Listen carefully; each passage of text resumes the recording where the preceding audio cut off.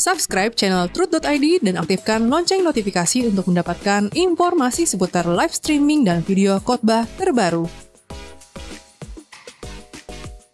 Posisi tombol subscribe berada di kanan atas channel kami dan jangan lupa nyalakan loncengnya.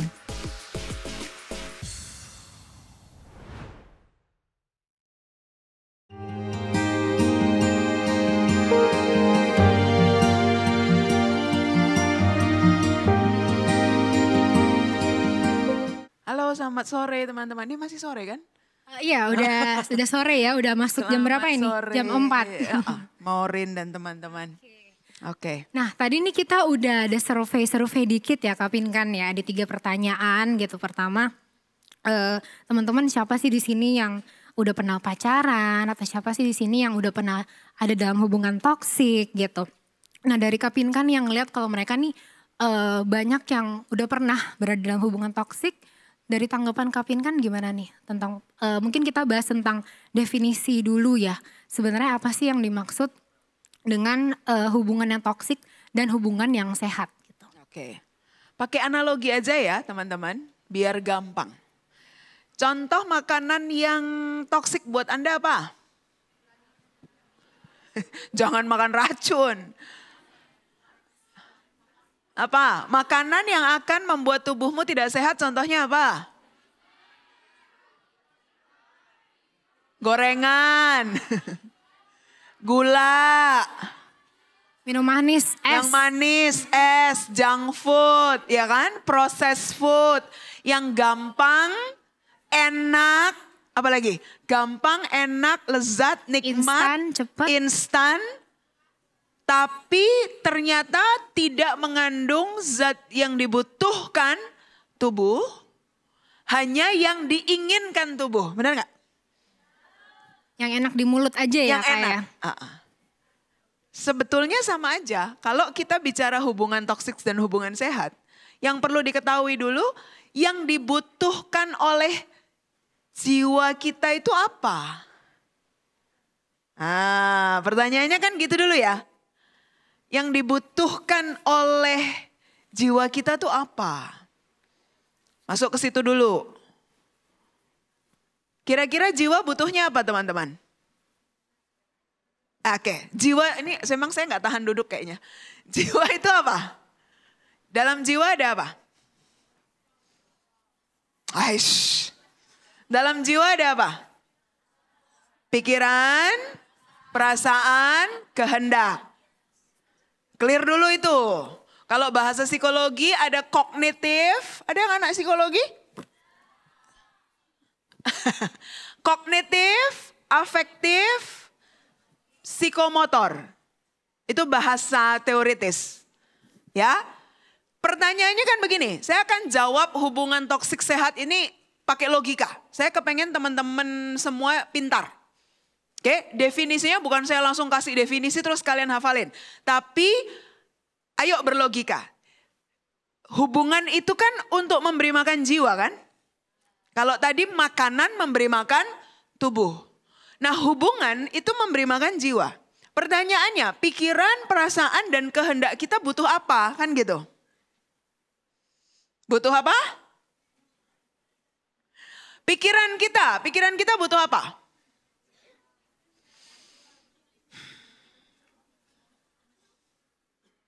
Gak tahu pikirannya butuh apa?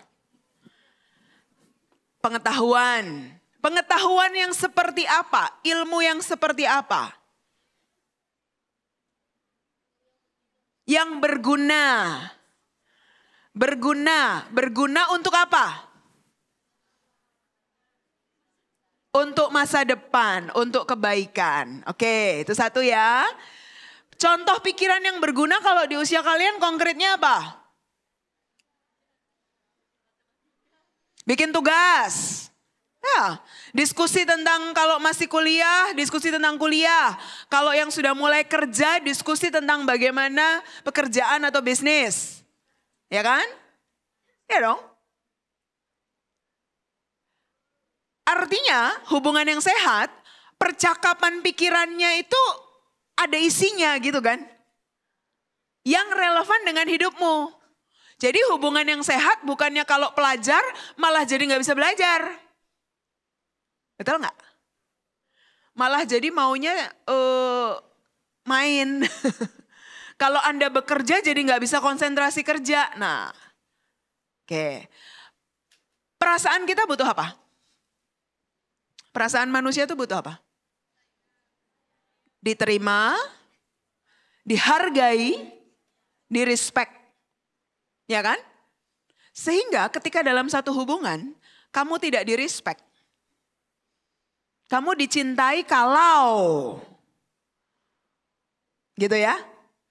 Kamu contohnya kalau tidak direspek itu jelas. Kalau kalian teman-teman perempuan ini paling dari zaman ke zaman. Kalau kamu sayang aku, boleh dong aku pegang-pegang gitu kan ya. Itu mah bukan direspek, dimanfaatkan. Teman-teman sudah kenal konsep konsen ya? Tahu konsen ya? Artinya dipegang tangan pun mestinya juga minta izin gitu loh. Nggak bisa asal aja itu tangan nempel kemana-mana gitu kan. Nah, respect. Nggak bisa juga akun Instagram kamu aku pegang ya.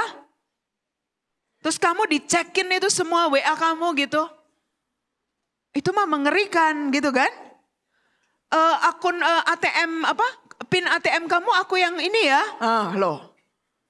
Itu mah dimanfaatkan kan gitu. Kamu mesti sama aku terus ya, nggak boleh sama temen yang lain, nggak boleh sama keluarga. Itu. Kehendak kita, kebutuhan kehendak kita harusnya yang bagaimana? Nggak berani jawab, ini anak GSKI semua apa bukan? Kehendak kita mestinya yang bagaimana? Yes? Kok jawabnya lirih-lirih? Udah mulai ada yang jawab, apa? Nah, nggak apa-apa. Makasih loh ya udah jawab ya. Meskipun jawabnya baru nggak berani gitu. Saya tahu itu berat.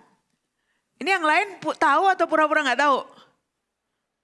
Tapi takut ngomong ya? Iya. Oke, nggak apa-apa. Simpan dulu. Kita tahu bahwa kebutuhan kita, kehendak kita tuh harusnya yang sesuai dengan kehendak Tuhan. Seperti Yesus yang berkata bahwa kehendakmu jadi kan Bapak, ya nggak? Contohan kita kan itu. Ya, sehingga hubungan yang toksik adalah kalau justru dalam hubungan itu kehendak kita jadi kemana? Nggak sesuai dengan kehendak Tuhan. Kalau saya jawabnya gitu, kalian bisa pegang kuncinya nggak? Bisa pegang prinsipnya nggak? Jadi sebuah hubungan toksik saya kira bukan cuma sama pacar aja ya, sama temen, sama apa? Ya, nggak cuma pacar sih. Tapi intinya kalian mesti tahu dulu jiwa kalian supaya sehat tuh butuh apa. Nah tadi kita sudah bahas. Jiwa kita sehat kalau kita pikirannya tuh bisa semakin berkembang. Teman-teman yang lagi studi bisa ngobrol, berdiskusi, yang udah kerja. Bukannya punya teman, lu bos lo kayak gitu keluar aja. Nah kan bukan kayak gitu ya. Tapi yang bisa saling mendukung. Perasaan menurut saya simpel sih. Kalian dihargai, direspek dan dikasihi itu as a human being. Bukan sebagai objek benda, bukan sebagai sesuatu yang dimanfaatkan. Nah ini gak gampang ya teman-teman ya. Gak gampang karena di budaya dunia yang patriarki ini kita perempuan tuh seringkali memang dijadikan objek. Bahkan kita sendiri mengobjekkan diri kita. Kadang-kadang ya teman-teman yang nih kalau lihat di netizen tuh, yang komennya lebih jahat misalnya, Maureen posting foto gitu. Nanti yang komennya lebih jahat tuh kadang-kadang bisa sesama cewek bukan? Benar, biasanya lebih judgmental ya. Itu dia. Ih bedaknya gitu ya, ih eyeshadownya, ih ininya. Apa itu menunjukkan? Tanpa sadar sebagai sebuah komunitas, masyarakat. Kita itu perempuan menginternalisasi bahwa kita tuh objek kecantikan gitu ya. Cantik tuh harus begini, menarik tuh harus begini. Nah itu tuh sudah menjadi objektifikasi apalagi dengan sekarang orang mau jualan skincare. Habis itu. Kita tuh diobjektifikasi habis-habisan. Sampai kulit tuh harus apa? Cantik tuh bagaimana? Ayo. Putih, terus? Mulus. Rambut lurus. Glowing, rambut panjang. Glowing, rambut panjang. Kurus. Lurus. langsing. Iya. Nah, lihat ya, di kepala kita tuh sudah muncul standar-standar objek. Kita tuh bukan subjek, tapi kita kayak benda yang dikomentarin tuh loh. Ngerti ya? Oke, sampai situ dulu. Terjawab ya? Terjawab. Toksik dan sehat. Oke, jadi kalau aku boleh recap sedikit, cara kita ngebedain hubungan yang toksik dan sehat itu adalah apakah itu sesuai kehendak Tuhan atau bukan ya. Kalau sehat sudah pasti sesuai kehendak Tuhan dan memang sesuai dengan apa yang diajarkan di firman Tuhan dong Kak. Dan membuat jiwa kita, pikiran, perasaan, kehendak kita itu juga sehat. Betul, terpancar ya dari kehidupan kita sehari-hari. Kalau dalam sebuah relasi yang ada pikiran kamu kacau, perasaannya kacau, kehendaknya kacau, ya pikir-pikir dulu deh gitu. Ya. Oke Kak, nah mungkin teman-teman di sini pada penasaran juga ya, ada yang sudah pernah berada dalam hubungan toksik, ada juga yang belum pernah. Nah mungkin buat mereka yang sedang berada dalam hubungan toksik nih Kak, apa yang mereka harus lakukan dan pahami sebagai perempuan saat jika mereka lagi berada dalam hubungan toksik tersebut. Apa yang harus mereka lakukan dan pahami kayak call to actionnya apa nih? Call to action. Apa yang harus dipahami kalau sudah ada dalam hubungan toksik? Satu, orang yang paling seharusnya mengasihi diri kita sendiri itu siapa teman-teman? So, saya mau bilang gini, choose yourself. Itu dulu, coba renungkan. Sebagai seorang perempuan, kalau kamu tidak menghargai dirimu, jangan berharap orang lain akan menghargaimu. Nah ini sebuah tipuan yang dunia sampaikan ke kita, bahwa kita berharga kalau ada yang naksir kita. Kita berharga kalau ada yang cinta setengah mati sama kita. Kalau ada yang ngegombalin kita, kan gitu. Nah Kaping kan ngomong gini bukan berarti terus udah lulus loh. Ini akan selalu menjadi pergumulan kita sebagai perempuan mau seusia apapun. Percayalah. Kita tuh akan selalu tergoda untuk mencari validasi istilah kalian sekarang ya. Duh seneng banget deh kalau ada yang bilang, ih cantik banget. Ih hari ini kamu glowing gitu ya. Itu bikin hati gimana? Yang udah pernah pacaran ketika dikasih ucapan-ucapan gitu hati kalian gimana? Rasanya gimana? Terbang tinggi ke langit kalau bisa di atas 7 ya. Hati-hati untuk tidak tergiur di situ. Call to actionnya kalau sudah ada dalam hubungan yang toksik, katakan kepada diri sendiri bahwa I have to choose me. Kalau bukan saya, yang akan menghargai diri saya siapa? Paham ya teman-teman? Ini ngomongnya gampang, tapi prakteknya tidak gampang. Apalagi kalau sebagai anak perempuan, kalian tidak beruntung punya ayah dan ibu yang memberikan cinta dan kasih sayang kepada kalian yang membuat kalian tuh merasa kalian paling berharga buat mereka. Saya ngomong gini karena gak semua dari kalian lahir di keluarga yang seperti itu, betul? Terutama kalau anak perempuan tuh patah hatinya kita ketika Anda pernah dengar ya, ayah itu cinta pertamanya anak perempuan. Ya, some of you may be lucky to have a father yang loving you as a daughter very much, but most of you maybe not. Karena banyak hal. I lose my dad waktu saya usia 17 tahun. So, masih muda. Some of you mungkin daddy-nya divorce. Some of you mungkin kayak saya daddy-nya pass away. Dan itu bikin kita broken heart too early. Saya ingat momen saya waktu menikah tuh saya nggak digandeng papa tuh sedih banget. Karena impian anak perempuan itu adalah waktu ke altar menikah, kamu digandeng ayahmu. So, disitulah kemudian teman-teman, kalau kita dalam komunitas iman, kita mesti berusaha untuk mengizinkan Bapa di surga yang menjadi pengganti. Yang mengatakan kepada kita bahwa sebagai anak perempuan, kita itu berharga di matanya. Ini menjadi perjumpaan spiritual yang teman-teman perlu jalani seorang diri. Pernah di momen hidup saya lupa mungkin sekitar usia 19-20-an. Ada satu lagu zaman itu yang saya ulang-ulang nyanyikan. Saya enggak tahu kalian masih tahu apa enggak ya. Dulu tuh lagunya yang sebagai Bapa yang baik, takkan pernah kau melupakanku. Itu ada kayaknya 1 tahun tuh lagu itu terus yang saya nyanyikan. Karena saya struggling, usia 19 berarti. Jadi usia 17 papa saya meninggal. Saya ingat waktu itu saya sama sekali enggak nangis. Itu pertahanan diri ya pada saat itu. Usia 19 lagi bongkar-bongkar di kos, ketemu foto papa saya, nangis saya. Baru mengizinkan dukanya keluar. Dan at that moment ketika gelombang duka itu keluar, saya baru tahu ada luka di situ. Dan 1 tahun itu saya berproses untuk mencari kasih Bapa, untuk membuat saya utuh.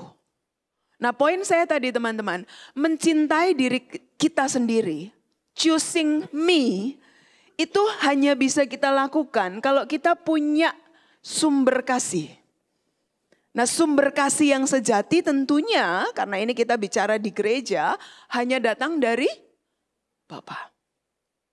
Jadi waktu pernikahan itu, saya memang memilih untuk tidak diantarkan oleh kakak saya jalan sendiri. Sambil waktu itu saya nyanyi, terus saya imajinasikan di kepala saya, papa saya melihat saya dari atas dan saya berjalan bersama Tuhan. Itu personal experience saya ya.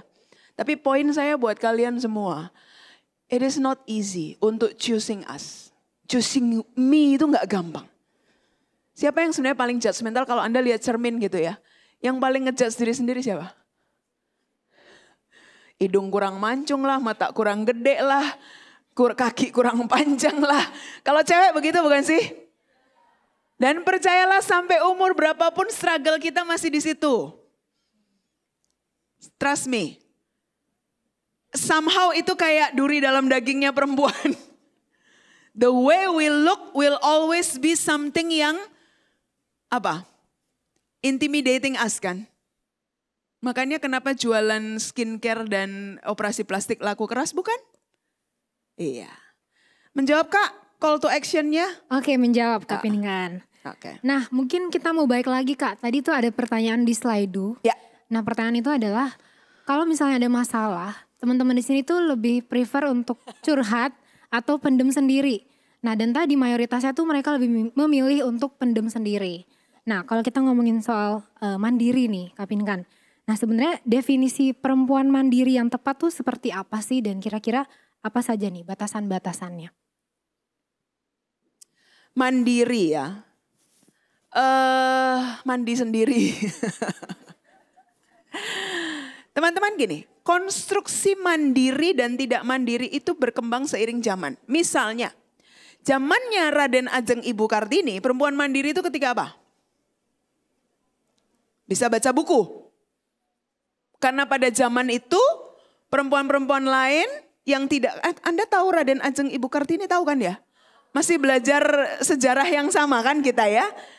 Waktu itu tidak semua perempuan bisa bersekolah. Ibu Kartini bisa sekolah karena dia anaknya bupati. Nah kok semua diem? Ini pelajaran sejarah. Karena dia anak pejabat. Pada zaman itu mandiri artinya, kalau mungkin kalian tanya oma kalian atau mama kalian, mandiri artinya, ibu saya tuh masih gitu dulu bilang, mandiri itu perempuan kalau bisa cuci baju, kalau ada baju sobek bisa menjahit, bisa masak, ya, bisa setrika. Kalian masih tahu ada setrika yang pakai arang nggak? Masih tahu kalau dulu cuci spray itu pakai pakai kanji. Nah, itu udah zamannya udah mundur lagi. Zamannya orang tua kalian, ya, zaman saya. Masih tahu kalau bikin sambal diulek? Oh, tahu. Kan sekarang pakai prosesor, food processor kan di blender kan. Nah, saya mau ngomong gini. Mandiri itu kemudian sebuah konstruksi sosial. Kalau saya pakai kata konstruksi sosial ngerti? Konstruksi dibangun sosial masyarakat. Jadi sesuatu yang dibangun oleh masyarakat pada zamannya. Nah sekarang Kalau di usia kalian, perempuan mandiri apa? Bisa kemana-mana sendiri. Yang sudah cukup umur bisa naik motor, bisa naik mobil, bisa nyetir. Bisa naik kendaraan umum sendiri. Apalagi? Bisa cari uang sendiri. Oke, artinya begini. Sekali lagi, coba kalau kita pikir. Bisa kemana-mana sendiri itu kan efisiensi bukan? Kalau kamu harus selalu diantar oleh papa misalnya. Kebetulan anaknya cewek semua 3. Mama diantar papa, anak cewek 3 diantar papa. Papa kapan kerja kan gitu. Sehingga mama pun sekarang bisa nyetir, papa kerja, mama nganterin anak kan. Nanti kalau kakak paling gede sudah bisa nyetir, kakak nyetir. Yang saya ingin sampaikan ke Anda, kemandirian itu sendiri juga tergantung zaman. Jangan diukur pakai ukuran-ukuran seperti ukuran mati gitu loh teman-teman. Zaman sekarang kita bisa kerja, beberapa suami istri yang seusia saya penghasilan istri lebih dari suami. Salah. Ya kalau memang karirnya lebih bagus gimana? Saya sama suami, gelar akademik saya lebih tinggi. Karena saya dosen. Suami saya bukan dosen ya nggak perlu. Dia bilang saya perlu ngambil S2 nggak? Nggak usah. Ngapain? Ambil sertifikasi aja. Nah, ukuran-ukurannya itu jangan dipatok tanpa logika gitu loh teman-teman. Paham ya? Nah, sekarang kalau ditanya, kembali menurut biblical point of view. Karena hari ini kita bicara di komunitas gereja. Ukurannya ke Alkitab ya. Allah Bapa menciptakan perempuan sebagai apa? Penolong. Menurut Anda, logika. Penolong itu mesti bisa mandiri nggak? Lah iya kan? Kita itu bukan perongrong loh. Jadi kalau ditanya perempuan mandiri seperti gini loh teman-teman. Oke lah kalau misalnya masih nanti dalam berpacaran. Mungkin Anda ingin kayak dijemput sekali 2 kali gitu oke. Tapi in the real life pada saat Anda sudah menikah. Sometimes life itu nggak selalu kayak begitu kan. Apalagi kalau sudah hadir anak. Ya harus bisa. Artinya sebenarnya kemandirian itu nggak cuma buat perempuan, buat laki-laki juga. Ini kalau saya jawab gamblang ya. Minimal Anda bisa hidup sendiri. Jadi life skill seperti mandi sendiri udah bisa ya. Beresin tempat tidurmu sendiri bisa nggak? Nah, cuci bajumu sendiri bisa nggak? Jangan sampai anak perempuan nanti underwear masuk laundry. Nggak. Kan itu ya ada juga kan. Ya kalau mau laundry lagi ngekos ya baju-baju yang inilah. Tapi kalau underwear masuk laundry kan aneh ya. Iya dong kebayang gak kamu? Itu something yang sangat private tapi masuk laundry gitu. Bisalah kamu cuci underwearmu sendiri gitu kan. Kalau perempuan ngurusin kalau lagi menstruasi lu mesti bisa. Iya kan? Urusin badanmu sendiri. Memilih makanan yang sehat untuk dirimu sendiri. Jangan sampai anak perempuan tapi gak suka minum air putih. Nanti umur 21 kena sakit ginjal. Nah kan gitu-gitu. Mandiri artinya begini. Kalau sudah usia-usia sekarang nih. Misalnya harus hidup seorang diri. You can do it. Masak nasi bisa gak? Ada yang gak bisa loh. Goreng telur lah minimal lah. Ya nasi goreng minimal lah gitu. Masak Indomie, jangan sampai gak bisa. Jadi mandiri itu artinya bisa mengurus diri sendiri. Ngerti gitu, kemana tuh ngerti. Mungkin saya jawabnya simpel gitu sih Kak Maureen. Mandiri itu ya itu. Sebenarnya sesimpel itu ya. Lah iya kan. Sesimpel kita bisa mengurus diri kita sendiri ya. Tanpa bantuan orang lain ya. gitu. Karena kan ada kemungkinan dalam hidup kita diposisikan gitu ya. Misalnya ngekos atau apa kan gak mungkin selalu ada pengawal. Betul, jadi perlu asisten dong jadinya ya. Makanya rempong bener kan hidupnya. Oke Kak Pinkan. Nah ini kita masih bahas soal independent woman ya Kak Pinkan ya. Nah sebenarnya perempuan yang seperti apa sih yang ideal dalam menjalin hubungan? Apakah benar cewek yang lemah lembut, nurut-nurut aja, clingy gitu. Atau mungkin yang lebih menye-menye gitu ya. Atau mungkin yang sebaliknya yang lebih mandiri, yang tegas, yang mungkin berani berpendapat gitu. Menurut Kak Pinkan yang mana nih? Saya jawab, kita standar ukurannya Alkitab aja ya. 1 Petrus 3 ayat 4. 1 Petrus 3 ayat 4. Tunggu. 1 Petrus, ini kalau kita perempuan ya teman-teman. 1 Petrus 3 ayat 4. Tetapi perhiasanmu ialah manusia batiniah yang tersembunyi dengan perhiasan yang tidak binasa, yang berasal dari roh yang lemah lembut dan tentram, yang sangat berharga di mata Allah. Ini kalau kita ngomong tadi yang konten TikTok yang kamu lihat kan katanya apa? Kalau cewek Feminine itu energy. mesti pakai Perhiasan kan harus kita pakai dandan, ya, iya. kita pakai. Nggak apa-apa sih, kita pakai nggak apa-apa. Tapi munculkan lagi dong ayatnya. Tapi di sini dibilang ya, perhiasan kita itu apa teman-teman? Ayo baca sama-sama. Manusia batin. Manusia, jadi nggak apa-apa pakai aksesoris. Saya juga pakai, saya juga seneng girly-girly gitu ya. Nggak apa-apa, tapi bukan itu yang utama. Yang utama adalah apa di situ? Roh yang lemah lembut dan tentram. Mari kita kupas. Tadi pertanyaanmu adalah perempuan seperti apa yang ideal dalam menjalin hubungan? Kalau pakai ukuran Alkitab ini. Nah kita kupas ya. Roh yang lemah lembut. Lemah lembut itu bukan menye-menye. Karena kalau peringai berbicara ini sangat bergantung ya. Tergantung kepribadian, tergantung di suku apa dia besar. Ya dong. Mungkin kalau yang orang Jawa halus. Ada yang orang Medan, ada Medan. Belakang tuh Kak ada satu. Ada. Dua. Atau kalaupun Tionghoa yang dari Kalimantan. Ya betul ya, yang ngomongnya juga agak kencang. Pontianak. Ya kan? Bukan masalah perangai. Roh yang lemah lembut itu masalah hati, sikap hati. Lemah lembut, definisi orang lemah lembut adalah orang yang hatinya itu tidak keras. Kalau tahu salah, apa yang dilakukan? Minta maaf lalu mau berubah. Ada loh orang yang ngomongnya lembut banget tapi batu. Pernah nggak? Diem sih. Enggak kasar, enggak. Tapi enggak mau berubah. Ya aku kan memang begini orangnya. Nah udah tuh, kalau udah kalimatnya aku memang begini orangnya, selesai. Jadi perhiasan kita sebagai perempuan, kalau tadi ditanyakan perempuan dalam desain Allah kali ya. Mungkin saya agak menghindari kata ideal ya. Perempuan dalam desain pencipta kita adalah perempuan yang hatinya lemah lembut. Oke, itu satu. Lemah lembut itu artinya apa? Mau belajar, mau ditegur. Kalau tahu salah, minta maaf dan berubah. Nah ini sangat penting dalam sebuah hubungan teman-teman.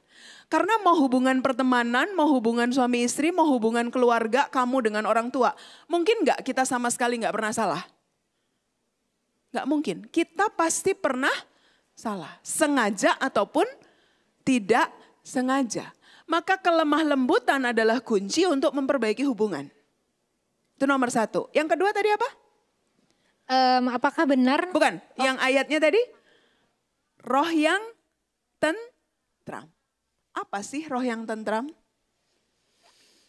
Bahasanya sekarang tuh bisa self-soothing.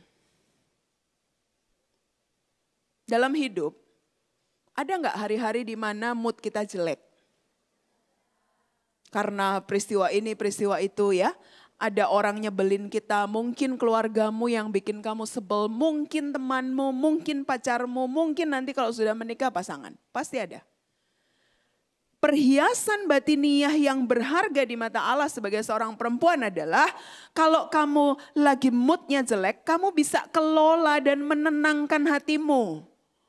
Bukan gini sama pacarnya, aku lagi gak mood, kamu mesti iniin aku dong. Nah gitu tuh. Itu kadang-kadang di konten-konten kan kayak jadi kewajiban pacar ya. Betul, cowoknya harus mengerti ceweknya. Gitu.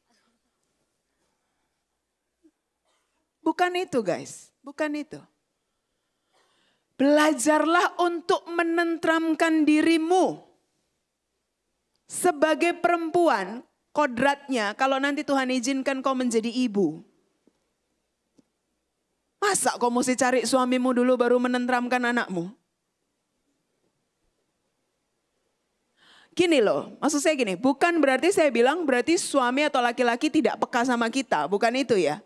Tapi poin saya gini, jangan jadi perempuan yang memberikan tuntutan, saya tuh moodnya bagus apa enggak tergantung kamu perlakukan saya. Itu artinya kamu tidak bertanggung jawab atas perasaanmu, tetapi menyantolkan atau menuntut orang lain untuk memelihara perasaanmu. Coba secara logika bagaimana? Doesn't make sense kan? Akhirnya nanti siapapun yang ada di sebelahmu tuh berat guys. Ini kita nggak ada botol kosong ya. Anda bisa bayangkan nggak kalau misalnya ini satu kosong gitu ya. Kalau utuh itu artinya kamu bisa menenteramkan dirimu. Tapi kalau satu ini setengah penuh. Terus ini punya pacar gitu ya. Pacarnya tadinya penuh gitu, mampu menenteramkan diri sendiri. Terus dia harus selalu ngisi kekosongan kamu. Lama-lama yang di sini gimana? Habis, capek. Gitu. Mungkin kalau masih pacaran masih tahan. Tapi kalau kelingi terus nuntut ini dan itu, lama-lama gak tahan juga. Jadi roh yang lemah lembut dan tentram. Bahwa nanti pasangannya bisa peka pada perasaan itu lain ya. Itu ekstra bonus. Tapi jadilah perempuan yang mau, gini loh teman-teman, life is hard. Jangan punya ekspektasi life is always happy. Nggak ada, rumusnya nggak ada. Saya sudah cukup tua untuk bisa menyaksikan itu sama kalian. Kenapa? Sosial media itu loh, Maureen kadang-kadang kan telling you kayak you deserve to be happy. Kayaknya happy terus, enggak. Life itu begini loh, kayak naik roller coaster. Bakal naik turun terus ya. Oh iya. Hari ini Maureen saya datang ke sini, apa di belakang ini nggak ada beban? Oh banyak. Ada masalah ini, masalah itu, tapi kan we need to show up anyway. Because itu responsibility. Nah jadi kalau nih yang masih muda-muda, nggak mood aku hari ini terus nggak mau ngapa-ngapain. Nanti kalau sudah harus bayar cicilan sendiri, saya mau kasih tau gini, tagihan itu akan datang mau kamu mood mau nggak mood. No choice ya Kak. No choice. Jadi kerja itu ya bukan mood, nggak mood. Kerja karena kamu harus bertanggung jawab atas hidupmu. Biaya hidupmu harus kamu pikul, kan gitu. Nah gitu kira-kira. Jadi sebenarnya perempuan yang ideal itu kita bukan bilang ideal ya, lebih ke perempuan yang memang sesuai dengan desainnya Allah. Betul. Balik lagi ke ayat yang tadi Betul. itu ya Kak ya. Oke, nah mungkin biar pertanyaan ini nggak cuma dari aku terus, mungkin kita juga mau dengar pertanyaan dari teman-teman nih, mungkin udah banyak penasaran atau pengen nanya ke Kak Pinkan. Kita setelah ini juga akan masuk ke sesi Q&A. Nah mungkin tapi sambil ngumpulin pertanyaan ya, mungkin teman-teman boleh mulai dipikirin mau nanya apa ya nih ke Kak Pinkan. Nah aku mau nanya juga nih Kak, kita balik lagi ke soal toxic relationship. Nah misalnya nih, kalau misalnya mungkin buat pasangan yang lagi berada dalam hubungan toxic gitu. Nah pasangan kita nih Kak, misalnya udah menunjukkan tanda-tanda toxic traits gitu ya. Nah dia berjanji untuk berubah dan terlihat ada usahanya gitu. Apakah kita harus tetap bertahan atau lebih baik kita pergi atau menjauh gitu? Ini udah menikah apa belum? Masih pacaran sih Kak, berarti belum. Karena kalau menikah lain cerita ya. Menikah itu kan ya memang harus diusahakan untuk dipertahankan toh. Kecuali kasus tertentu yang sangat prinsipil. Misalnya ada KDRT gitu. Gitu ya teman-teman, jadi tolong dipahami dulu. Kalau pernikahan, makanya jangan juga gegabah memutuskan langsung mengikat komitmen pernikahan Kristen apalagi. Karena pernikahan Kristen ini kan memang diusahakan hanya maut yang memisahkan, kecuali ada kasus-kasus khusus. Seperti tadi saya bilang, ada yang misalnya terancam nyawa atau beberapa kasus itu, dan ini agak banyak terjadi nih supaya teman-teman juga tahu. Pasangannya ternyata itu orientasi seksualnya bukan hetero. Nah karena di bangsa kita, di masyarakat kita, homoseksual masih menjadi sesuatu yang unaccepted. Kadang-kadang memilih menikah kan. Tapi akhirnya yang jadi korban kan pasangannya. Nah ada beberapa case di mana kemudian setelah diketahui bahwa ya ini nggak compatible, maka pertimbangan pastoral ya kalau ini ya, kemungkinan jalan pernikahan itu akan bisa diambil, jalan perceraian akan bisa diambil. Tapi ini sekali lagi kasus khusus.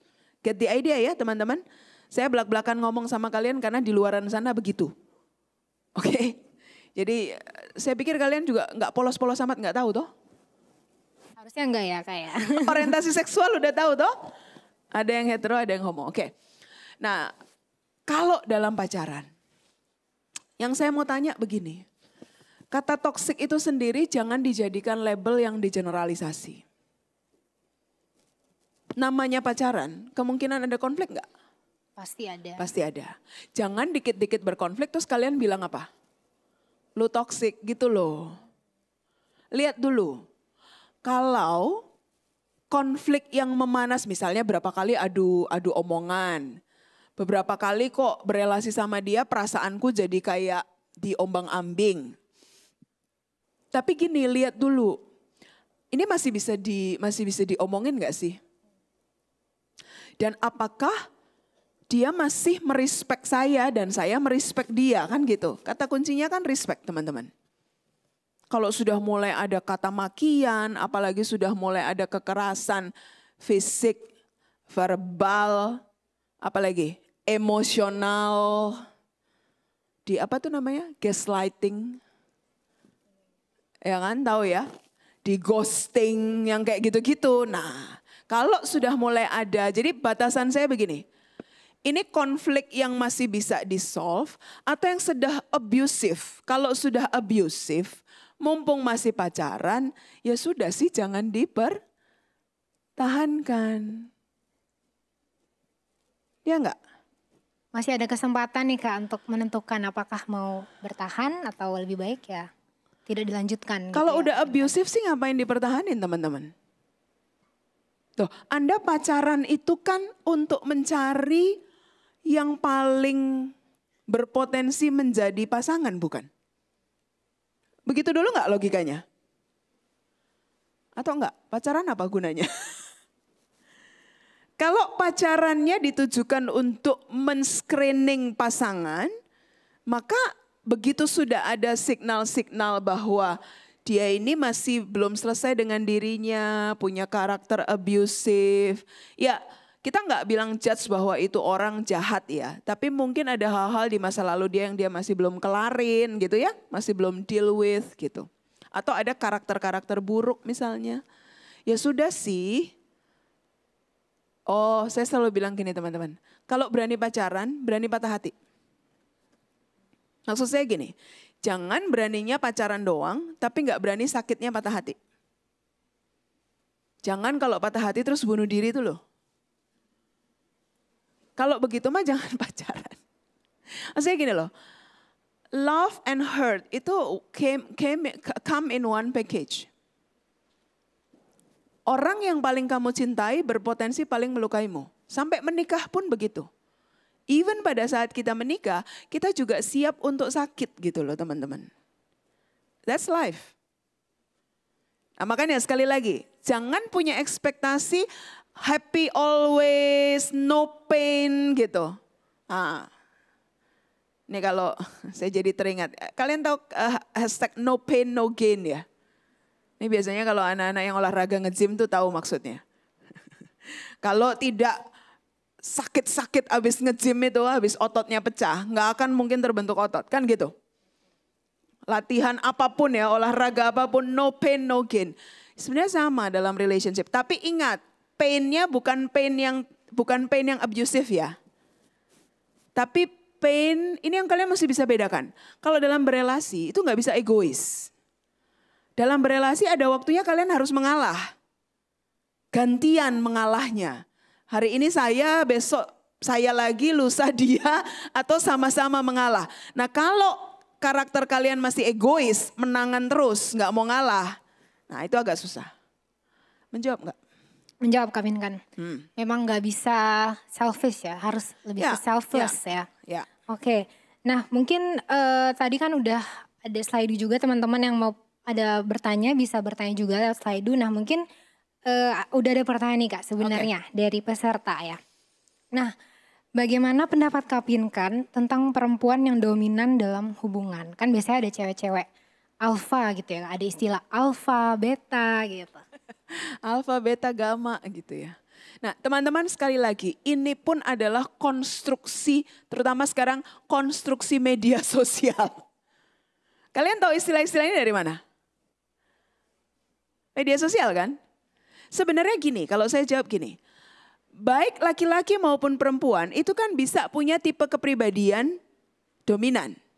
Sebenarnya ini gak ada urusan sama gender.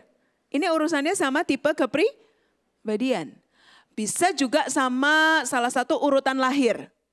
Kalau anak pertama, anak tengah, anak bungsu itu bisa membentuk kepribadian yang juga berbeda. Mungkin terbiasa jadi anak pertama, terbiasa diserahin tanggung jawab oleh orang tua, jagain adik-adik gitu ya. Sehingga ketika kemudian berpacaran dalam hal-hal tertentu terbiasa ngambil keputusan. Kebetulan dapat pacar anak bungsu atau anak tengah. Yang terbiasa di rumahnya udah ngikut aja sama kakak-kakak kan gitu. Nah apakah ini menjadi suatu masalah prinsipil? Sebetulnya bisa enggak sih? Bisa enggak? Yang penting suatu relasi itu kalau saya akan selalu kembali kepada respect. Saling menghargai dan saling menghormati. Dalam relasi suami istri teman-teman gak selalu si suami yang ngambil keputusan juga kok. Kadang-kadang dalam hal tertentu bisa istri. Ya kan? Dan sebenarnya enggak gini loh teman-teman, beda laki-laki dan perempuan itu kan cuma menstruasi dan melahirkan bukan? Coba pikirkan. Di zaman sekarang. Sama-sama bisa studi? Bisa. Bisa jadi mekanik? Bisa. Bisa jadi pilot? Bisa. Cowok bisa jadi chef? Bisa. Bisa jadi hairstylist? Bisa, hairstylist saya selalu cowok, entah kenapa. Saya nggak cocok sama yang pernah pegang cewek, nggak cocok. Dan cowoknya juga nggak harus selalu yang melambai. Saya punya hairstylist yang memang cowok beneran. Punya keluarga, punya anak, and I'm good sama dia. Bisa. Gitu ya. Perempuan driving taksi udah sering nemu kan. Jadi zaman konstruksi sekarang tuh sebenarnya cair sih teman-teman. Cukup cair. Nah, kalau misalnya Anda merasa, saya karakternya tuh agak dominan. Oke. Sepanjang kamu masih dalam menjadi single, ya silahkan. Silahkan melakukan peran itu. Tapi nanti ketika sudah bersuami gitu ya, memang kemudian harus bisa bermain cantik kalau saya bilang. Bermain cantik itu artinya begini, misal saya kasih contoh. Saya di kantor Kaprodi, ketua pusat layanan. Udah Kaprodinya udah enggak ketua pusat layanan. Tapi kalau di rumah saya kembali ke peran istrinya suami saya. Get the idea? Contoh di Indonesia, Ibu Sri Mulyani. Menteri loh. Ibu Mega waktu jadi presiden. Ibu Retno waktu jadi Menlu. Tapi ketika pulang ke rumah mereka siapa? Tetap istri orang ya. Nah, dan suaminya yang kemudian mengambil peran menjadi kepala dalam keluarga. Bisa nggak kita melakukan itu? Sangat bisa. Sangat bisa. Anda tuh kan nggak harus pakai satu role di semua situasi toh teman-teman. Orang yang dewasa dan sehat tahu tempat, tahu posisi. Nggak pakai satu role terus ke semua gitu loh. Nah itu justru menunjukkan ketidakmatangan kepribadian. Orang yang pribadinya matang akan tahu di konteks ini saya jadi leader atau saya jadi supporter atau saya jadi follower. Di mana? Nah itu namanya fleksibilitas dan bermain cantik. Itu kedewasaan sih teman-teman. Kematangan dan kedewasaan. Menjawab? Menjawab Kak Pinkan. Oke, nah ini ada pertanyaan berikutnya Kak Pinkan. Nah Kak, kenapa jadi anak perempuan pertama tuh rasanya seperti banyak tekanan dan tanggung jawab. Jadi aku susah buat choose me atau diriku sendiri. Nah mungkin buat teman-teman yang anak pertama, biasanya kan perempuan tuh anak pertama pressure-nya lebih berat gitu ya Kak Pinkan ya. Menurut Kak Pinkan gimana nih? Mungkin bukan cuma anak perempuan loh. Iya. Anak laki juga. Ada sebuah teori dalam psikologi tentang urutan kelahiran dan itu memang mempengaruhi kepribadian. Ya, ya. Coba saya ajak kalian bernalar ya. Anak pertama, satu, orang tuanya udah punya pengalaman punya anak. Jadi boleh dibilang agak sedikit eksperimental gitu. Tapi di sisi lain kalau kamu anak pertama, cucu pertama, apa yang terjadi? Jadi raja, jadi ratu ya. The number one. Jadi bisa both side. Kalau anak kedua, biasanya apa? Coba. Anak kedua Paling tuh sering dilupakan sih kakak ya. Terus dapat baju atau apa tuh? Bekas biasanya. Dari kakak yang pertama gitu kan. Apalagi kalau umurnya nggak jauh, gendernya sama. Ya toh? Oke. Anak ketiga apa? Apalagi dia bungsu. Manja. Paling dimanja. Terus si anak kedua ini kemudian gimana? Dibuang, dilupakan. Makanya ada yang bercanda gini, kalau anak tiga, anak tengah itu akan selalu berusaha menongolkan dirinya ketika foto. Supaya Hello, diingat. I'm here gitu ya. Gitu. Kenapa? Dia nggak sempat punya waktu benar-benar sendiri kan. Karena waktu dia hadir sudah ada kakaknya, nggak lama adik lahir. Maka otomatis orang tua fokusnya kemana? Ke adik. Nah, apa karakteristik bungsu biasanya? Manja, nggak pernah dibilang gini, jaga adik gitu ya. Akhirnya apa?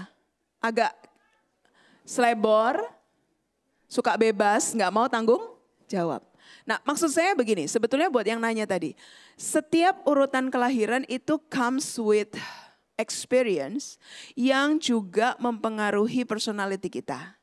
Yang mempengaruhi bagaimana kita menghayati peran yang diberikan kepada kita. Poin saya ngomong gini supaya tadi yang bertanya tenang aja. Setiap urutan kelahiran punya pikulannya. Punya PR karakter yang harus dikerjakan. Itu pertama. Nah kedua kan kalau kita itu yakin bahwa Tuhan gini. Anda nggak bisa pilih di mana Anda dilahirkan. Anda nggak bisa pilih urutan keberapa. Kalau pas lahir ke dunia bisa pakai opsi begitu mah beda ya. Ini kan semua kita nggak ada yang pilih ya. Artinya ajakan saya adalah terima itu sebagai takdir hidup. Maksudnya itu sudah ditentukan. Kamu mau lawan juga nggak bisa guys. Girls. Mau lawan juga nggak bisa. Berdamai dulu, oke saya anak pertama. Anak pertama kan sebenarnya logikanya gini ya. Ini saya dari sudut pandang orang tua. Some of you sudah bisa jadi anak saya umurnya ya. Rata-rata orang tua kalian tuh mungkin seumuran saya ke atas kan. 45, 50, 60 toh orang tuamu toh. Cara berpikirnya itu kan begini. Anak pertama mendapat kesempatan, bayangkan waktu jadi orang tua misalnya punya anak umur 25. Masih top-topnya bisa cari kerja. Anak pertama akan mendapat privilege untuk orang tua bisa provide kan. Kemudian kan dititipin. Kalau sesuatu terjadi ya kak, Cici, kalau sesuatu terjadi kakak, papa mama misalnya usia menua, something happen, jagain adik ya. Coba menurut kalian logis nggak? Logis. Karena kalian memperoleh privilege berada ketika orang tua masih usia produktif yang masih bisa make money kan? Maksud saya ini ngajak berdamai nih. Di sisi lain sebetulnya menjadi anak pertama kan bukan cuma beban ya. Bukan cuma tanggung jawab, tapi juga ada privilege bukan? Bagaimanapun sebagai anak pertama, kalau orang tua kalian raising family dengan cukup baik, dia akan selalu berbilang sama adik-adiknya apa ke kakak pertama? Hargai kan? Nih yang dengerin. Kakak gitu. Yang kemarin abis Imlek, kalau Anda mungkin diajak orang tua Anda biasanya ke urutan keluarga yang paling mana? Paling tua. Paling tua. Kalau misalnya orang tua sudah tidak ada, ke kakak tertua papa mama kan? Poin saya apa? Selain ada tanggung jawab, juga ada privilege. Jadi buat yang tanya tadi, ya begitulah hidup ya. Justru jadi lebih banyak belajar ya Kak Pinkan ya. Betul. Saya sih lebih udah terima lah. Karena itu takdir yang Tuhan sudah berikan untukmu. Pasti ada maksud Tuhan di situ. Kalau kau dipercayakan jadi anak pertama, ya take it gitu. Ada satu film yang 2 minggu lalu saya nonton tuh. Yang 1 kakak 7 keponakan. You guys nonton deh. Tahu film itu? Satu kakak 7 keponakan. Itu banyak ngomong soal sandwich Generation. tentang family. It's a good movie untuk memberikan narasi tandingan ya. Kan generasi kita tuh mengeluh-mengeluh kenapa sih saya harus jadi sandwich gitu-gitu ya. Nonton deh film itu. It's a good movie. Yang mengembalikan value bahwa udah sih jangan mengeluh terus. Kenapa nggak memilih, kalian tahu prinsip air setengah kosong atau setengah penuh? Tahu nggak? Nggak. Nggak apa tahu? Ini nggak ada contohan sih ya, ini nggak bisa diminum aja lah ya. Aja. Diminum dulu ya. Kita bisa lihat ini, kalian bisa lihat ya. Ini kamu bisa lihat sebagai 1/4 kosong atau 3/4 penuh bukan? Yes? Iya, betul. Sama ya, bendanya sama ya. Tapi ada 2 perspektif kan? Oh Kak, itu sudah 1/4 kosong. Ini pandangan pesimis terhadap hidup. Tapi kalau saya bilang, Kak, botol itu baru 3/4 penuh. Masih ada bisa diisi 1/4 lagi. Itu apa?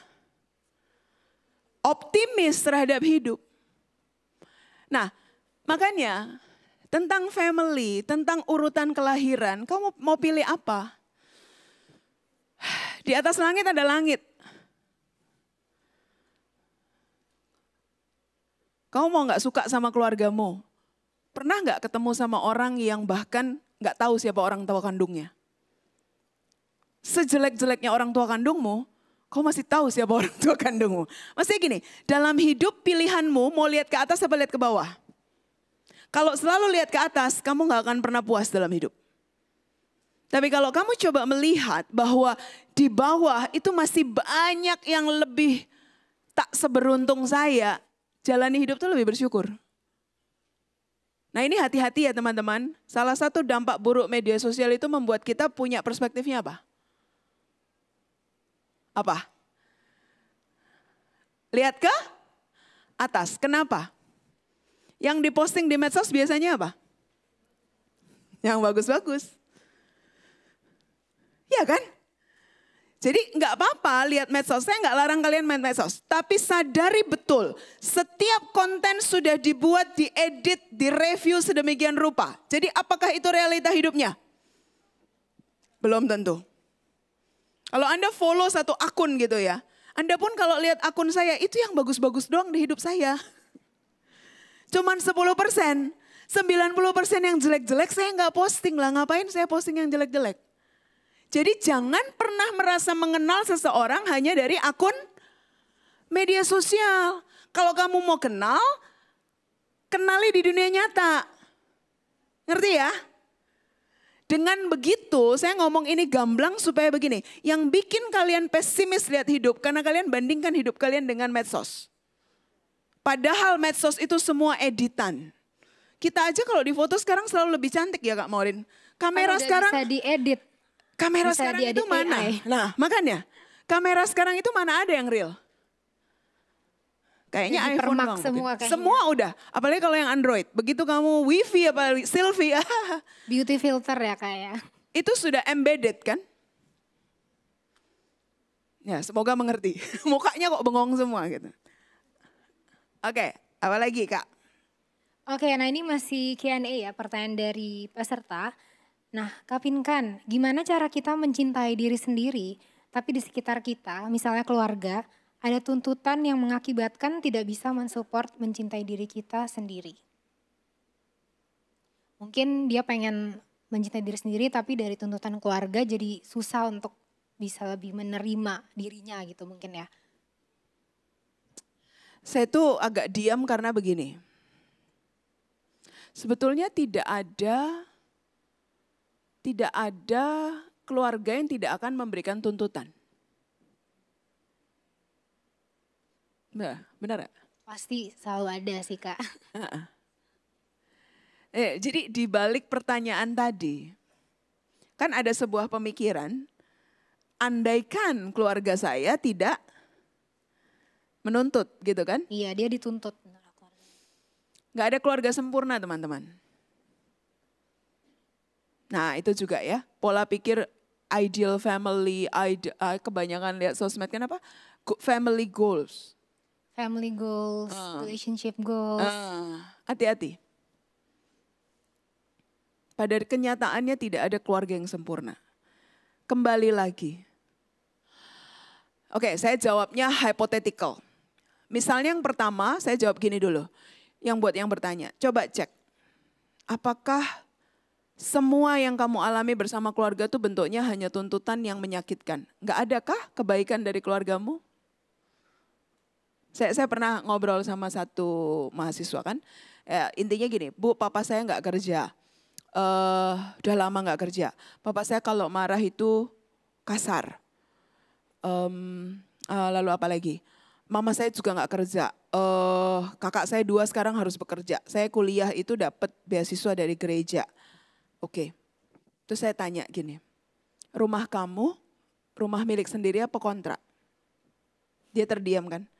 Rumah milik sendiri, Bu. Oke. Kamu tidurnya masih bisa tidur di kamar sendiri atau mesti gabung? Masih bisa di kamar sendiri, Bu.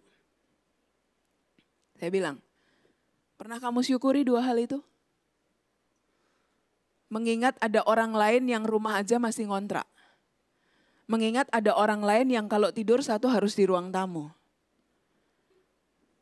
Kalau kita dalam hidup selalu melihat yang buruk-buruk ya teman-teman, nggak akan pernah selesai. Kamu akan kecewa sama hidup. Dimanapun, mau di keluarga, mau di tempat kerja, mau di sekolah, mau di gereja sekalipun, kamu akan melihat hal-hal buruk. Tapi kan kemudian menjadi pilihan kita, mau mengfokuskan kepada yang buruk atau masih mau melihat yang baik. Ini asumsi pertama ya, keluarganya masih ada baiknya. Saya kasih yang ekstrim deh, katakanlah yang nanya ini betulan keluarganya abusive gitu ya, berantakan gitu ya. Ya saya cuma mau bilang kalau kamu ada di tempat ini, di gereja ini, di komunitas, mungkin di home. Karena memang ya saya nggak tutup kemungkinan bahwa ada yang broken banget gitu keluarganya. So maybe ini cara Tuhan untuk mempertemukanmu dengan sahabat, kakak rohani, dengan mentor yang bisa helping you. Intinya apa yang saya mau bilang? Tidak ada kata putus harap. Hidup itu akan ada solusinya kalau kalian cari. Tidak ada masalah yang tidak ada solusi. Tapi kuncinya satu, tadi saya teringat pertanyaan ketiga. Kalau ada masalah itu jangan dipendam sendiri. Carilah orang dewasa, lebih dewasa dari kamu, ataupun teman sebaya yang value-nya kamu tahu bisa helping you. Nah makanya kan tadi berapa kali disampaikan ada home. Punyailah circle yang bisa helping you. Sampai hari ini saya setua ini juga bukan terus cuman sama suami doang. Saya juga punya sahabat. Dan bersama sahabat itulah kita bisa berdiskusi. Jangan dipendam sendiri. Apa sih Maureen coba? Tujuan kita ketika sharing masalah kita ke orang tujuannya biar apa? Untuk meringankan beban kita. Itu satu, kita bisa cerita, ada orang yang ngerti. Kedua? Untuk melepaskan emosi. Tiga, oke itu kedua. Ketiga apa? Untuk apa ya, menenangkan pikiran ya. Perlu ada yang menghibur gitu. Masih sama itu, masih emosi. Sama ya? Kalau di pikiran apa? Itu loh kata yang kalian sering pakai, POV. Kalian bisa dapat perspektif. Kalian bisa dapat point of view yang berbeda dari, nih, mana contohnya ya? Ini kalau teman-teman lihat botol ini, kalian lihat apa? Kalian botol bisa lihat air. ada tulisan Rehoboth Church nggak? Bisa. Di kita. Iya, di kamu nggak lihat kan? Tapi di saya lihat. Kenapa? Bendanya sama dong. Tapi angle-nya beda. Nah sama. Masalahnya sama nih. Kalau saya lihatnya dari sini tulisan Rehoboth Church. Kamu lihatnya beda kan? Kamu bisa lihat yang saya nggak lihat kan? Tujuan mendiskusikan masalah dengan orang yang bisa kita percaya adalah apa? Untuk mendapatkan perspektif. Makanya pilih curhatnya sama siapa. Jangan curhat di IG story. Kan agak-agak random yang gitu. Suka di second account gitu ya. Agak-agak random. Kecuali di second accountmu yang memang berkumpul peers teman-teman yang kamu trusted value-nya. Yang point of view-nya kamu percaya. Nah kalau udahlah di general story entah siapa akan komentarin gitu-gitu ya. Dan saya juga heran tuh kalau lihat orang bikin posting, aku mau potong rambut ya, what do you think gitu. Pendek atau panjang, saya tahu sih beberapa itu untuk bikin engagement supaya dia punya akun tetap naik kan. Kan sebenarnya gitu. Kalau Anda terutama kalau Anda follow yang akun-akun yang memang harus maintain follower, hal-hal kecil dia tanyain kan? Tujuannya Influencer. Ya, tujuannya apa? Dapat engagement. Betul. Karena dia harus keep dia punya engagement rate supaya dia tetap algoritmanya jalan. Do you know that or not? Jadi nggak benar-benar nanya pendapat kamu sih. Tapi to get engagement. Terus kan tipuannya tuh terus kamu tuh merasa kayak misalnya kamu bilang dibikin rate ya, pendek atau panjang rambutnya gitu ya. Polling misalnya. Polling kan, terus habis gitu yang kamu poll itu diturutin terus kamu rasanya aku didengerin loh. Ya elah. Padahal dia satu dari sekian ribu That's my yang point. jawab. That's my point. Itulah rasa berharga palsu yang diciptakan oleh media sosial hari-hari ini. Mendingan kamu punya 3 orang teman bestie perempuan. Yang kalau kalian satu grup terus misalnya dia bilang, aku kok rasanya pengen potong rambut ya. What do you think girls? Gitu-gitu ya. Itu masih lebih mending temenmu real. Kalau kamu nanyanya di medsos temenmu tuh palsu. Get my idea? Jangan bangga gitu loh. Punyailah teman. Teman tuh gak perlu banyak. Sahabat tuh gak perlu banyak. Kenalan boleh banyak. Sahabat tuh gak perlu banyak. Saya sampai hari ini cuman punya 3 sahabat perempuan. Itu yang dekat betul ya, yang dekat betul. Yang tahu banyak tentang saya. Nggak perlu banyak, tapi trusted. Oke? Jadi lebih baik quality over quantity ya, Ya. Kapinkan ya. Nah mungkin kalau kita ngomongin soal sahabat nih Kapinkan. Kita balik lagi ke soal toxic relationship nih. Kalau misalnya kita punya sahabat yang ada di hubungan yang bisa dibilang toxic, sampai-sampai dia kurang menghargai dirinya sebagai perempuan nih. Misalnya jadi gak bisa mempertahankan batasan-batasan yang ada. Yang tadi Kapinkan juga udah sempat bahas. Nah tapi di sisi lain dia juga gak mau dengerin nasihat kita nih. Itu sebagai sahabat dan masih tetap mau bertahan gitu. Nah baiknya kita harus gimana nih Kapinkan? Apa kita harus tetap support dia atau gimana? Sahabat akan menaruh kasih di setiap waktu. Justru di situ diuji. Sebagai sahabat, kalau teman-teman kemudian lu gak nurutin apa yang gua mau, kita end. Nah ini kan berarti bersyarat juga ya.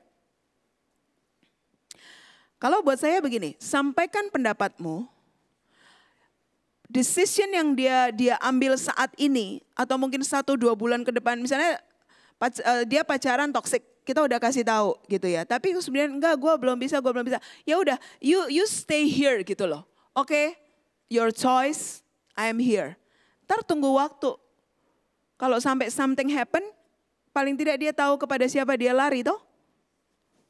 Daripada kalau kamu sudah end, terus something happen ke dia mau lari ke siapa? Kita jadi safe space-nya mereka ya.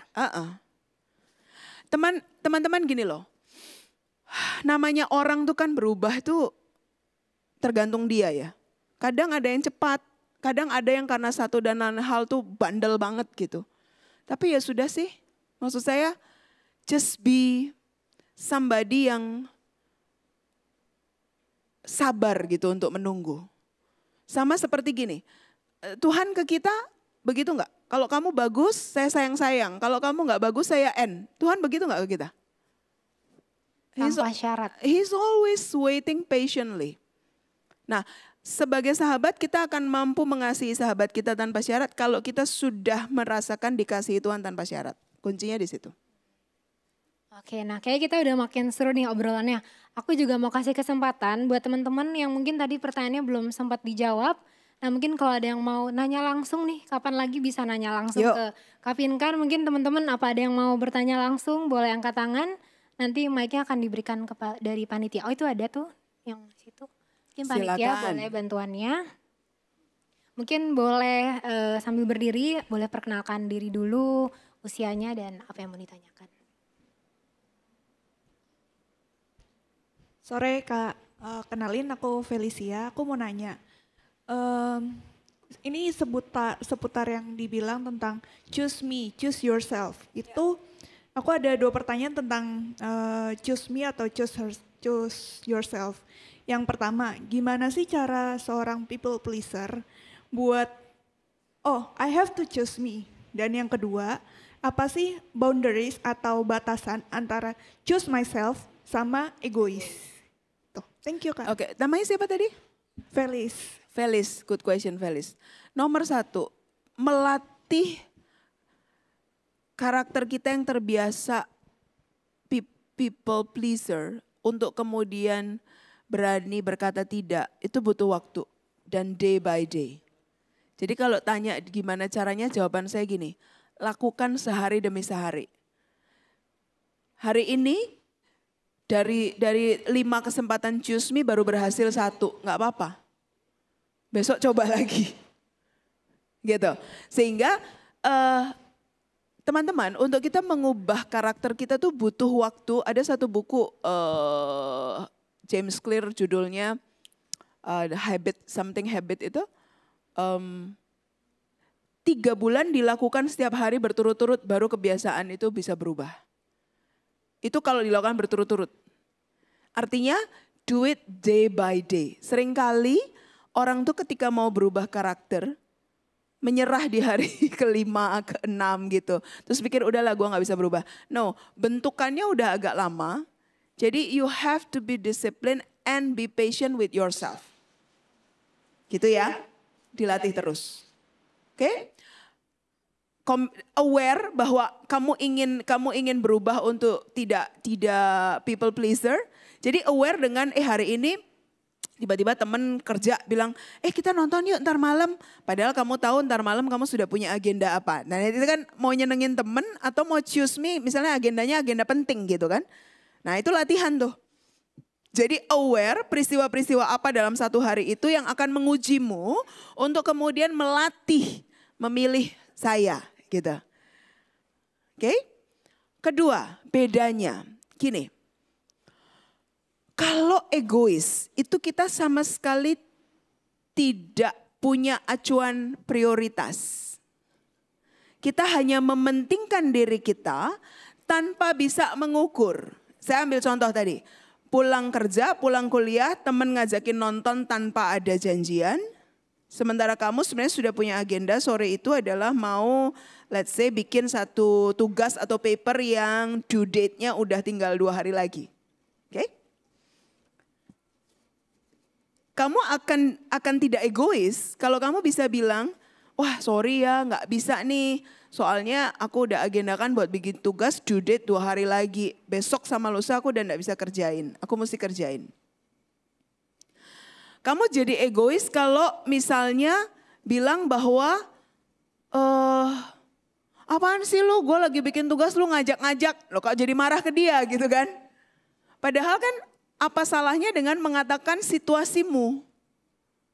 Jadi selfish itu tidak menghitung perasaan orang lain, tidak berkomunikasi secara asertif. Gitu teman-teman. Kalau, nah ini saya tuh mau ngomong ke kalian gini. Kalian akan susah untuk jadi tidak selfish kalau hidup kalian gak punya agenda. Saya mau tanya, ini dari yang hadir. Yang sudah pakai minimal Google Calendar Anda untuk memetakan hidup Anda dari Senin sampai Minggu, angkat tangan. Jam sekian ngapain, jam sekian ngapain, jam sekian ngapain. Nah, yang lain belum toh. Karena gini, kalau kamu, itu Omera sering bilang, petakan hidup. Itu bahasa abstrak ya. Tapi kalau dikonkretkan adalah, kamu mesti punya agenda hidup. hari Sabtu ini jam segini sampai segini mau apa? Kalau kalian masih pelajar atau kuliah, otomatis yang masuk pertama jadwal kuliah sama jadwal sekolah. Kalau sudah kerja, jadwal kerja masuk duluan. Baru dari situ ketahuan mana waktu-waktu yang masih bisa untuk ngapain. Nah kalau kalian hidup nggak dipetakan, akan sulit untuk mempraktekkan yang tadi.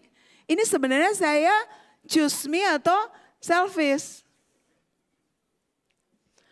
Kebayang ya teman-teman, harus ada acuan, ada patokan. Saya sampaikan berulang kali ke teman-teman muda, dulu saya dapat dari senior saya juga. Teman-teman, uang 1 juta hilang bisa dicari lagi nggak? Bisa. Hari Sabtu 15 Februari jam 1 sampai jam 6 sore, akan pernah kembali di hidupmu atau tidak? Tidak. Tapi kita lebih ceroboh sama waktu apa sama uang?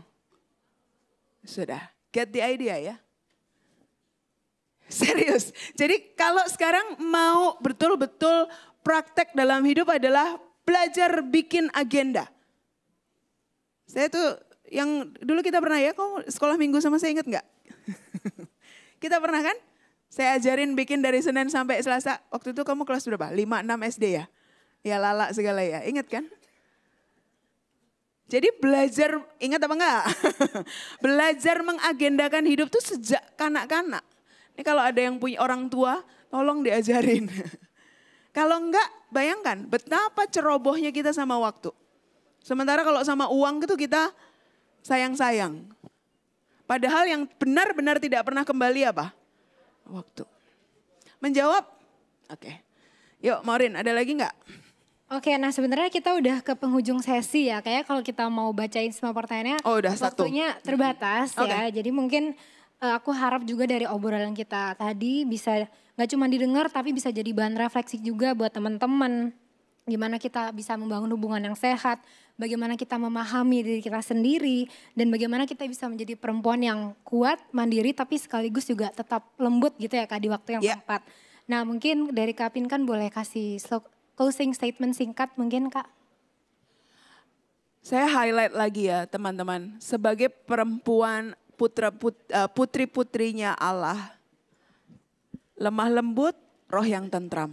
Usahakan itu. Kalau Kak Pin kan ngomong gini bukan berarti saya sudah lulus. Saya juga masih terus berusaha. Lemah lembut dan roh yang tentram. Itu loh cantikmu di hadapan Tuhan tuh itu. Nanti kalau soal kecantikan kita mau pakai skincare, mau pakai perhiasan silahkan. Tapi yang lebih utama adalah perempuan-perempuannya Allah itu lemah lembut dan tentram rohnya. Karena nanti pada saat kalian berumah tangga, suasana rumah itu banyak tergantung dari perempuan.